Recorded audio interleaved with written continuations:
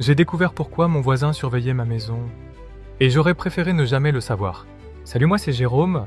Quand j'ai emménagé dans cette maison, je pensais avoir trouvé l'endroit parfait. Un quartier calme, des voisins discrets et une rue où il ne se passait jamais rien.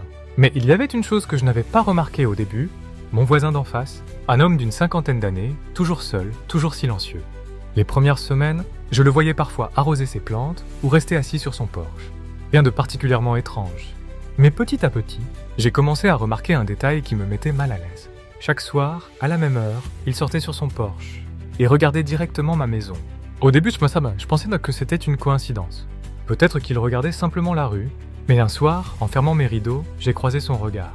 Et dès qu'il a vu que je l'avais remarqué, il s'est retourné brusquement. C'était étrange, mais pas encore inquiétant. Puis, les semaines ont passé, et ce comportement a continué. Tous les soirs, toujours à la même heure, et toujours dans ma direction. Un soir, je rentre tard du travail.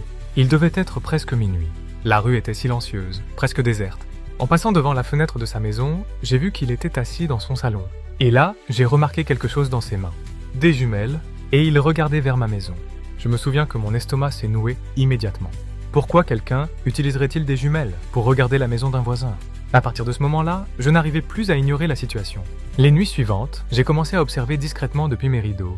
Et chaque fois, c'était la même chose. Il sortait, regardait ma maison, puis rentrait chez lui. Jusqu'au soir où j'ai décidé de comprendre. J'ai attendu qu'il rentre dans sa maison, puis je suis sorti dans mon jardin.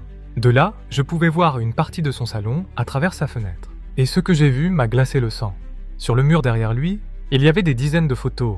Des photos de ma maison.